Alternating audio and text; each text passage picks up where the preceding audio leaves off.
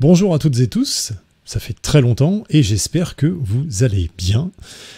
Donc aujourd'hui, petit épisode sur Photoshop, faire un petit peu de manipulation créative pour s'amuser, tout simplement.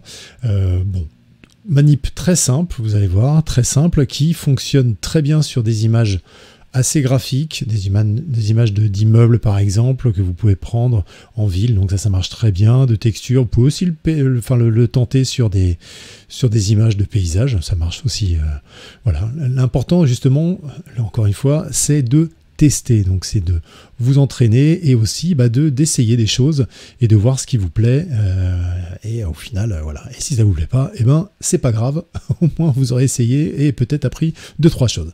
Allez, c'est parti. Alors, nous voici dans Photoshop et effectivement, j'ai sélectionné 4 petites images très rapides. Donc, une vue, hop là, de nuit, de New York, ouais, parce que c'est comme ça. Une autre vue de la Défense, voilà, en longue focale, parce que voilà, comme ça écrase tout, ça donne ce côté très très graphique aux choses, toujours intéressant.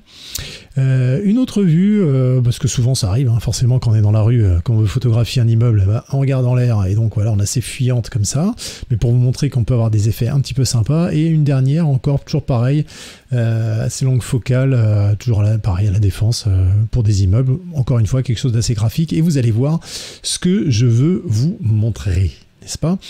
Puisque le principe va être en gros de venir dupliquer des choses et avoir des effets assez sympathiques, vous allez voir. Donc la manipulation est très simple, vous allez aller dans l'outil de sélection rectangulaire, n'est-ce pas, celui-ci, et en gros, vous allez voir que quand vous maintenez appuyé avec le clic gauche, mais également si vous faites un clic droit, hein, d'ailleurs ça je vous rappelle, hein, toujours le moyen le plus rapide d'afficher, parce que vous savez il y a toujours un temps de latence, vous avez dû remarquer ça, quand vous cliquez avec le clic gauche et que vous gardez appuyé et il affiche le menu, bon voilà, si vous voulez gagner du temps, vous cliquez directement avec le clic droit et hop, ça s'affiche immédiatement, c'est formidable. Et donc, ce que je voulais vous montrer dans ces outils, ce sont les outils rectangle ici de sélection une rangée et également, on verra son ami, l'outil rectangle de sélection une colonne. Pourquoi je vais vous montrer ça? Tout simplement parce que l'outil de sélection une rangée, on va commencer par celui-ci, ce qui va être intéressant, c'est qu'il va automatiquement vous sélectionner un pixel sur toute la largeur de votre image. C'est ça qu'il appelle la rangée. Une rangée de pixels en fait. Et pourquoi nous ça va nous intéresser? Tout simplement parce que on va jouer avec ça. Alors l'idée c'est de venir positionner votre ligne, parce qu'en gros là où vous allez cliquer, il va faire une ligne comme si vous cliquiez sur le pixel là, hop, il va sélectionner cette rangée là. Donc en gros l'idée c'est d'aller dans une zone où, alors pas là par exemple où il y a beaucoup de, si vous regardez sur la rangée, vous imaginez la rangée là, on va être sur du noir, donc ça peut-être pas être super intéressant. Donc on va aller au niveau par exemple ici là où il y a pas mal de choses et on va cliquer ici. Hop, et là vous voyez, bim, il a créé cette rangée de pixels. Et ce qu'on va faire nous, c'est qu'on va utiliser un raccourci, n'est-ce pas, que vous connaissez déjà maintes fois, puisqu'on l'a vu, donc là vous pouvez pas dire que vous le découvrez. Mais enfin en tout cas, si vous le découvrez, sachez que c'est un raccourci qui est essentiel à avoir dans son arsenal de raccourcis. En gros, c'est l'équivalent d'un, ici là vous l'avez dans le menu, hein, je vous le montre quand même, dans le nouveau, vous voyez ici là, nouveau calque par copier, et ce raccourci magique c'est CTRL-J. CTRL-J, vous le gravez, celui-là il est formidable. Donc en gros, vous êtes sur votre arrière-plan, vous allez faire CTRL-J, clac, comme ça, et vous voyez ici il a créé un nouveau calque, et un nouveau calque avec cette rangée de pixels. Donc vous voyez, si je clique dessus là, alors je vais essayer de cliquer sur la prévisu si j'y arrive, et je n'y arrive pas, c'est voilà, hop, vous voyez, donc en gros il y a, parce que si vous contrôle-cliquez, je vous rappelle, hein, sur la vignette du calque, il vous fait une sélection à partir de ce que contient ce calque. Voilà, donc là vous voyez que en faisant ça, eh bien il va sélectionner cette rangée de pixels. Et alors qu'est-ce qu'on va faire avec cette rangée de pixels? Eh bien on va faire un truc qui est formidable, c'est qu'on va tout simplement faire CTRL-T. Alors, il n'y a pas besoin de le resélectionner comme ça, hein, je vous rassure, hein, vous pouvez même le faire comme ça, là de toute façon, la ligne, elle est présente ici. Donc, en sélectionnant bien votre nouveau calque avec votre nouvelle ligne, vous allez faire le raccourci CTRL-T.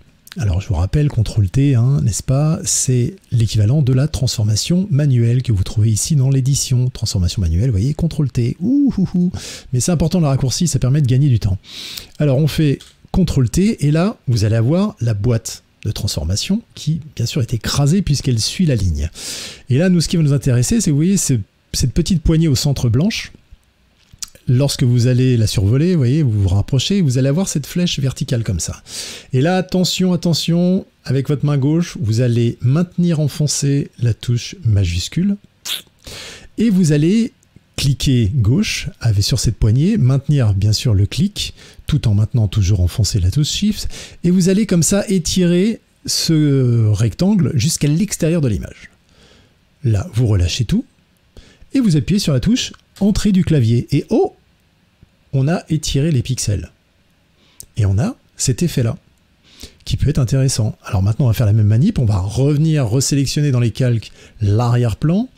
On va revenir cliquer dans une zone qui peut être un peu marrante. Par exemple ici, là, clac. Pareil, même manip. CTRL-J, ou Command-J si vous êtes sur Mac. Hein, ça arrive, hein, ça, il en faut. CTRL-T, vous voyez là, donc il m'a automatiquement sélectionné le nouveau calque qu'il vient de créer.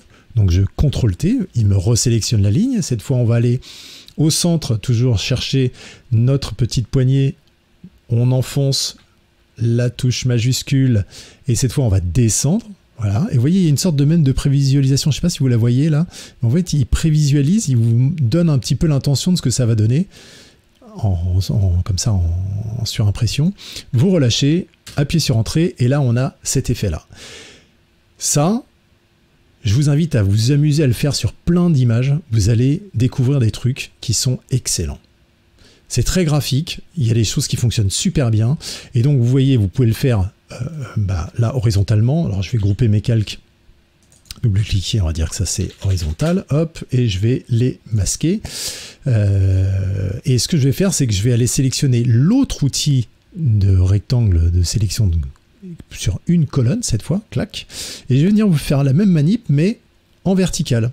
Et vous voyez par exemple si je viens cliquer ici, donc là il me sélectionne tout ça, toujours pareil, même manip, CTRL-J, CTRL-T, on vient sur la petite manette, le petit curseur, la petite poignée, voilà c'est ça que je cherchais, au centre on appuie sur la touche Maj, on la maintient appuyée, on clique, on l'étend comme ça jusqu'à l'extérieur de l'image, on relâche, on appuie sur Entrée du clavier, et voilà, et vous voyez, voilà, on commence à avoir des effets un petit peu sympas. Je reviens sur mon arrière-plan, je vais aller venir sélectionner une ligne, par exemple ici, pareil toujours, CTRL-J, CTRL-T, Shift appuyé, j'étire vers l'extérieur, et si vous voulez pas appuyer sur Entrée, vous avez la flemme, c'est ici, hein, pour le valider, avec la transformation, vous l'avez en haut, ici dans la barre, là, clac, et hop, ça le fait aussi. Et vous voyez, regardez, on a des effets sympathiques.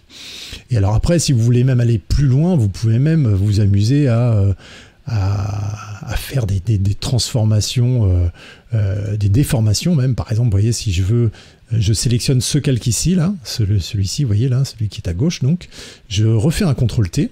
Donc là, vous voyez maintenant la boîte englobe tous les pixels qu'il y a sur ce calque.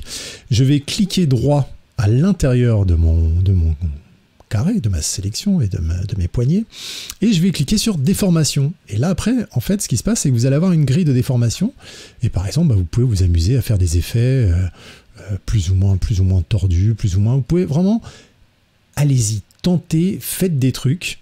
De toute façon, encore une fois, c'est pas destructif, et vous allez pouvoir arriver à des effets vraiment sympathiques. Je peux vous en montrer d'autres. Je peux vous montrer par exemple, alors voilà, typiquement sur ce genre de visuel, ça va marcher très bien. Hein. Si je fais CTRL-J, CTRL-T, hop, je prends ma petite poignée avec Shift, enfin avec la touche majuscule, pardon, enfoncé, hop, j'étire, voilà, on a ce genre de résultat par exemple. On peut toujours aller, maintenant, tiens, je vais mixer avec une horizontale, tac. Donc je resélectionne toujours mon arrière-plan, hein, c'est important de venir dupliquer l'arrière-plan, parce que sinon ça marchera moins bien. CTRL-J, CTRL-T, hop, et là on redescend, et voilà, et on a des effets comme ça qui peuvent être intéressants. Encore une fois, le but c'est que ce soit graphique et que ça vous fasse bouger un petit peu le ciboulot et les neurones, et que vous vous disiez, tiens, attends, peut-être des trucs à faire. Alors il y avait une chose que je voulais vous montrer, par exemple sur cette photo, c'est qu'on peut aller un petit peu plus loin avec ces effets-là. Donc je vais faire CTRL-J, CTRL-T, hop, Là j'ai sélectionné, vous avez vu hein, la partie partie toujours avec la sélection horizontale, donc ouais, là c'est sympa. Je vais venir faire la même chose ici, pareil, je vais venir sélectionner par là, hop, je reviens sur mon arrière-plan bien évidemment, CTRL-J, CTRL-T, je prends mes poignées du centre avec ma touche majuscule enfoncée, je descends, hop. Et là, en fait, ce qui est intéressant quand vous avez des perspectives comme ça, des fuyantes, comme vous voyez ici, là, c'est qu'on peut donner même une sorte d'impression d'une chose qui serait en premier plan, qui irait vers le fond, et ensuite qui repartirait, mais un peu plus à distance. Donc en gros, ça, on peut le renforcer en ajoutant quelques effets de dégradé. Voilà, donc là, ce qu'on va faire, c'est que on va plus toucher à ces calques-là. On va sélectionner notre outil dégradé, hein, raccourci G, donc cet outil-là. Vous allez vous mettre dans le dégradé ici, ce mode-là qui est en réflexion, d'accord, qui va faire le dégradé des deux côtés de votre curseur. Et ici, surtout, vous venez dans les dégradés basiques, sélectionner le deuxième, celui qui va prendre en fait votre couleur d'avant-plan pour aller vers la transparence. Ok ? Donc c'est ce mode-là. Ensuite ici, à vous rappeler pour initialiser les couleurs, c'est D, hein, D, le raccourci D, ou sinon vous cliquez ici sur la petite icône là, hop, et ça vous réinitialise et vous avez le noir en couleur d'avant-plan et le blanc en couleur d'arrière-plan. Et ce qui va se passer, c'est qu'on va créer un calque, créer un nouveau calque, d'accord? Donc soit vous pouvez le faire avec la petite icône ici, soit avec le raccourci pour les furieux du raccourci comme moi, CTRL-SHIFT-ALT-N. Voilà, tiens, et hop, celui-là il est gratuit aussi. Et en gros, ce que vous allez faire, c'est que vous allez venir ici, à l'arrière-plan, tirer un trait vertical avec la touche majuscule par exemple, hein, comme ça, ça vous maintient vraiment une verticale complète. Donc vous cliquez et vous tirez vers le haut avec votre touche majuscule enfoncée, et ça va vous faire ceci. D'accord, alors là pour l'instant c'est un peu moche, bien évidemment, ou très moche, hein, selon, voilà. Donc maintenant par contre je vais réduire l'opacité, et vous voyez rien qu'en faisant ça déjà, on a cette impression que ça vient devant, ça part un peu plus loin, et ça remonte en ayant pris un peu de distance. Ben voilà, ben ça c'est un petit effet, par exemple, je vais refaire un autre calque, un nouveau calque par-dessus, cette fois je vais prendre comme couleur d'arrière-plan, comme couleur d'avant-plan, pardon, le blanc. Donc soit vous appuyez sur les petites fléchettes, soit toujours les furieux du raccourci, c'est avec la touche X. Ah, voilà, avec X, on switch. Et là, pareil, un petit dégradé. Dégradé, cette fois qu'on va mettre ici, là. Voilà, on va le faire monter comme ça. On va bien évidemment le baisser en opacité, et on va même le passer en mode de fusion incrustation. Voilà, pour que l'effet fonctionne bien. Et vous voyez qu'il y a cette sorte d'effet un petit peu de ça passe devant, ça va un peu plus loin, et voilà. Donc ça, bon, c'est un petit supplément, ça vient en plus de l'idée d'étendre les pixels dans tous les sens, mais c'était amusant. Donc voilà, c'est tout ce que je voulais vous montrer pour que vous vous amusiez. Voilà, comme je vous avais dit, manipulation très simple à faire sur Photoshop. Alors, en tout cas, vous voyez que les résultats des fois peuvent être quand même malgré tout très intéressant, même si ça ne demande pas beaucoup de manip. Testez-le vraiment, essayez sur plein de types de photos, essayez toutes sortes de configurations, lâchez-vous, de toute façon c'est ça aussi le principe, c'est ce qui peut vous donner peut-être même d'autres idées pour d'autres types de manipulations, d'autres types de rendus, pourquoi pas, parce qu'effectivement il y a la partie prise de vue, et aussi après il y a ce qui se passe, et il peut se passer plein de choses aussi côté post-production, sur ordi, etc. Donc il faut le tenter. En tout cas, j'espère que ça vous aura plu. Voilà, que ça mûrira et peut-être vous ouvrira de nouvelles portes créatives. En tout cas, moi j'ai pris plaisir à faire ça. Je vous dis à un de ces jours, on ne sait pas quand, mais voilà, c'est toujours le plaisir de se retrouver. D'ici là, prenez bien soin de vous, faites plein de belles photos, des créations, plein aussi, voilà, c'est le but. Et puis voilà, et puis c'est comme ça, et c'est parti pour 2023. Ciao!